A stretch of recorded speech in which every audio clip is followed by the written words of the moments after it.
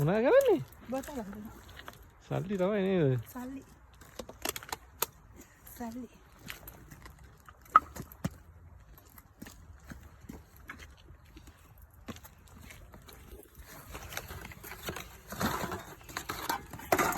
උත්තර ගොඩක් එකතු කරගත්තද? ඔක්කොම එකතු කරා. බෝතල්.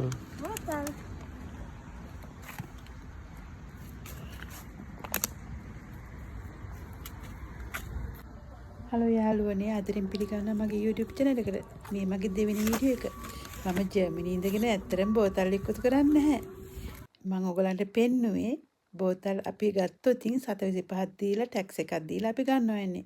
ඒ ටැක්ස් එක අපිට ආපහු දෙන්නේ ආපහු ඒ බෝතලේ අපි මේ වගේ මැෂින් එකකට දැම්මුතින් විතරයි.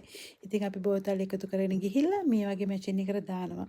ඒ හැම බෝතලයක් ගානෙම යූරෝ 725 ගානේ කවුන්ට් වෙනවා. දාන බෝතල් ප්‍රමාණය කීයද කියන එකත් කවුන්ට් වෙනවා. එහෙම වෙලා අපිට යම්කිසි මුදලක් ලැබෙනවා.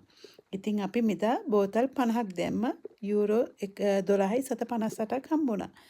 ඉතින් හැමෝම මේ දේ කරනවා අපි විතරක් නෙමෙයි මේ ජර්මනියේ.